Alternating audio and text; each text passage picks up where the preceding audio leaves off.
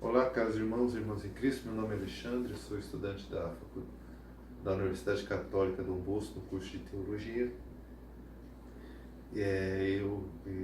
Aqui do canal Formação Bíblica Católica, e venho através desses vídeos passar um pouco do conhecimento que a gente tem, estudando a Bíblia já há 23 anos, e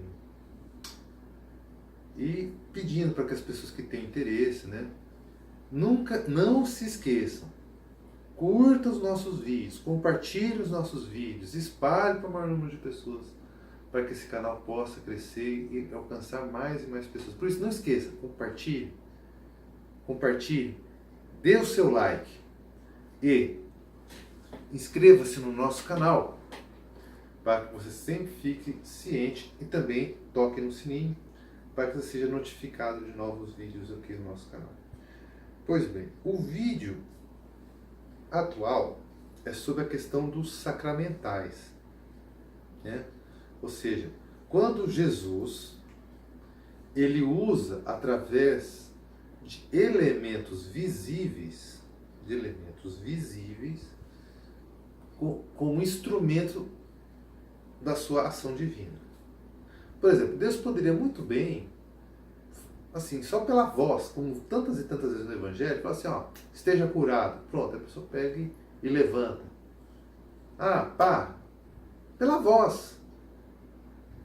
Ele fala e acabou. Jesus pode fazer isso porque ele é Deus. Qual é o impedimento dele fazer isso? Mas teve alguns episódios que mostram que ele pode se utilizar de elementos terrenos, né? Seja para realizar um milagre. Por isso que na Igreja Católica existem as relíquias, né? Por isso que a gente fala assim, pedaço de um pano, de uma camisa de um santo, de uma roupa de um santo, ou de qualquer coisa que tenha relado no corpo de um santo, como uma relíquia. E que muitas vezes Jesus Cristo agiu através dessas relíquias e proporcionou milagres extraordinários a diversas pessoas. Mas infelizmente, pessoas protestantes falam que isso é idolatria. Só que eles falam isso sem nenhuma razão. Porque na Bíblia está cheio de casos de relíquias, que através de coisas inanimadas, como lenços, madeira, um toco de madeira, um manto, a sombra, Deus realizou milagres através desses elementos. Não foram os elementos que fizeram o sinal, mas sim Deus através desses elementos. E aí, os protestantes vão chamar Deus, Jesus Cristo, Deus Pai no Antigo Testamento, do quê? De idólatra? É a falta de coerência e conhecimento bíblico atroz, mas tudo bem. Então vamos citar um exemplo. Em João capítulo 9, versículo 3 a 7, vamos ler? Jesus respondeu, nem este pecou nem seus pais, mas é necessário que nele se manifeste as obras de Deus. Enquanto for dia, cumpre-me terminar as obras daquele que me enviou. Virá a noite na qual ninguém pode trabalhar, por isso, enquanto estou no mundo, sou a luz do mundo. Dito isso, cuspiu no chão, fez um pouco de lodo com a saliva e com o lodo ungiu os olhos do cego. Depois disse, vai, lava-te na piscina de Siloé. O cego foi, lavou-se e voltou vendo. Foi o barro que curou? Óbvio que não. Foi só um instrumento, um elemento que Deus usou para, através daquele elemento, a graça divina operar. E as relíquias dos santos? O que é diferente disso? Sendo que os santos são unidos ao corpo de Cristo e, portanto, são um em Cristo na Igreja Celeste. E já foram em vida tão unidos a Cristo, tão revestidos de Cristo, né? O que há de impedimentos para que esses restos mortais, ou até tecidos, possam ser veículos da graça divina, como tantas relíquias de santos são? Então, olha aí, o próprio Jesus Cristo. Vai chamar Jesus Cristo do que? De idólatra ou de feiticeiro? Né? Pois bem, um outro exemplo disso é que Deus, desde o Antigo Testamento, faz isso. Isso é uma constante. Lá em 2 Reis 2, 19 a 21, 2 Reis,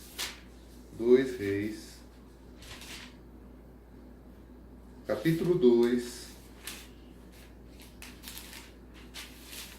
19 a 21, diz: Milagres de Eliseu. Os habitantes da cidade disseram a Eliseu: a cidade está muito bem situada, como pode ver o meu senhor, mas as águas são más e tornam a terra estéril. Eliseu disse: trazei-me um prato novo e ponde nele sal. Eles lhe trouxeram. Eliseu foi à fonte e deitou sal nela, dizendo: eis o que diz o Senhor, ou seja, Deus: sanei essas águas e elas não causarão mais nem mortes nem esterilidade. Ficaram as águas sadias e ainda o são, segundo a palavra que o Senhor tinha dito por Eliseu. Veja só, o sal. Será que Deus precisava necessariamente de Eliseu para fazer aquele milagre? Será que Deus precisava de Eliseu e, através de Eliseu, do sal, ungir um sal, que é um elemento da terra, para fazer o milagre? Ou ele quis usar desses elementos? Isso é importante notar. Né? E depois fala que água benta é superstição, água benta é idolatria. Olha aqui. Olha aqui, entendeu? Outra coisa interessante também, né, pra gente, a questão de relíquias também, que é importante. 2 Reis 2, 9 a 10, que diz o quê? Tendo passado Elias, disse a Eliseu: pede-me algo que eu seja arrebatado de ti, que eu posso eu fazer por ti. Eliseu respondeu: seja-me concedido uma porção dobrada de seu espírito. Pedes uma coisa difícil, replicou Elias. Entretanto, se me vires quando eu for arrebatado de ti, isso será dado, mas se não me vires, não será dado. Continuando o seu caminho, entretidos a conversar, eis que de repente um carro de fogo, um cavalo de fogo, os separou um do outro, e Elias subiu ao céu no turbilhão. Vendo isso, Eliseu exclamou: meu pai, carro e cavalaria de Israel, e não o viu mais. Tomando então suas vestes, rasgou-se em duas partes, apanhou o manto que Elias deixara cair, e voltando até o Jordão, parou à beira do rio. Tomou o manto que Elias deixara cair, bateu com ele nas águas, dizendo: onde está o Senhor, o Deus de Elias? Onde está ele? Tendo ferido as águas, elas separaram-se para um e para o outro lado, e Eliseu o atravessou. Foi o manto que separou as águas? Não. Foi Eliseu? Não. Foi Deus através de Eliseu, através daquela relíquia que foi o manto. A relíquia de Elias, que agora estava com Eliseu. Então, isso daí é mais um exemplo. Outro exemplo, né? 2 Reis 13, 20 e 21. 2 Reis 13, 20 e 21. Que diz: Eliseu morreu e foi sepultado. Guerrilheiros moabitas faziam cada ano incursões na terra. Ora, aconteceu que um grupo de pessoas, estando a enterrar um homem, viu uma turma desses guerrilheiros e jogou o cadáver no túmulo de Eliseu. O morto, ao tocar os ossos de Eliseu, voltou à vida e pôs-se de pé.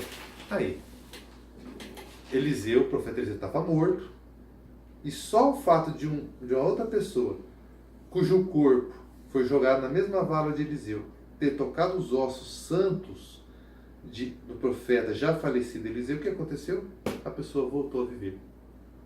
Aí as relíquias dos santos, Santo Antônio e tudo mais que tem na nossa igreja. É idolatria, por acaso?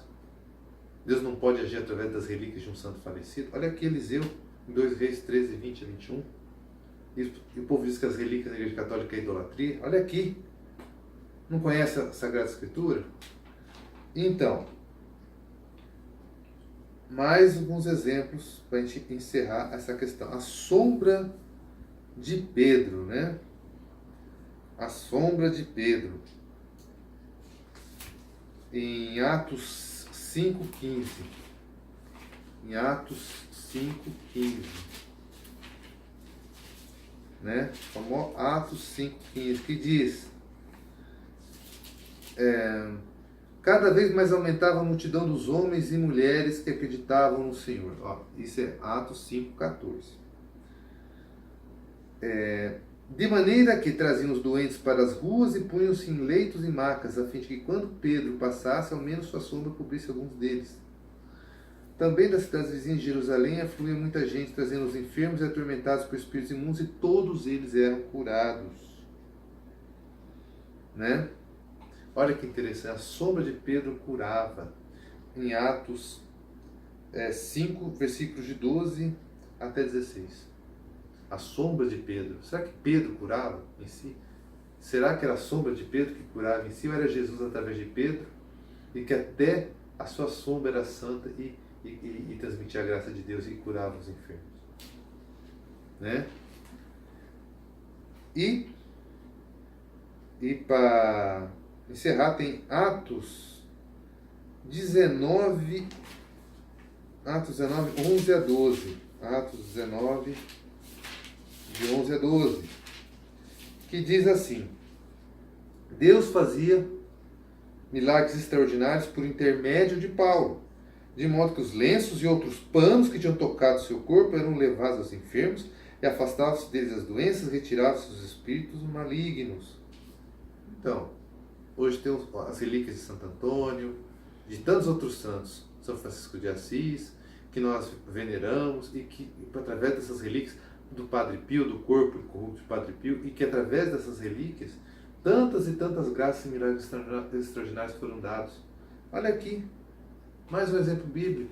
Tanto no Novo Testamento, quanto no Antigo Testamento, isso é comum de acontecer. E pessoas desinformadas, geralmente protestantes, falam que é idolatria a gente venerar os santos falecidos, ou seu corpo, ou um pedaço do corpo, ou um pedaço de uma veste que vestia um santo. A gente viu que isso é totalmente bíblico, né? E que não há nenhuma razão de chamar isso de idolatria. E por fim, né, tem 2 Reis 6. 2 Reis 6. Vamos ver 2 Reis 6, que é o milagre do machado. Né? 2 Reis 6, versículo de 1 a 7. Vamos ver 2 Reis 6, versículos 6 a 7. Os filhos dos profetas disseram a Eliseu: Vê o lugar em que moramos contigo, tornou-se estreito demais para nós. Vamos até o Jordão. Tomemos dali cada um de nós uma viga e construamos ali uma sala em que possamos habitar. Ide, respondeu-lhes ele. Mas vem também tu com os teus servos. Adiantou um deles: Eu irei, disse ele. Partiu com eles. Chegados ao Jordão, puseram-se a cortar a madeira. Ora, estando um deles a cortar uma árvore, eis que seu machado caiu na água. Ah, meu senhor! Exclamou ele: Por que o machado é me emprestado? Onde caiu ele? Perguntou o homem de Deus. Ou seja, Eliseu perguntou. Ele mostrou-lhe o lugar. Eliseu cortou um pedaço de madeira. Eliseu cortou um pedaço de madeira, jogou na água e o machado veio à tona. Ou seja, a madeira ungida por Deus, através das mãos de Eliseu, ela atraiu o machado que estava no fundo da água com a madeira, como se fosse um ímã. A gente sabe que a madeira não tem propriedades de ímã para fazer isso com o machado. Isso foi milagre de Deus, através das mãos ungidas de Eliseu, fez com que aquele pedaço de madeira, um elemento, fosse o veículo de uma graça de Deus. É isso aí, irmãos. Até a próxima.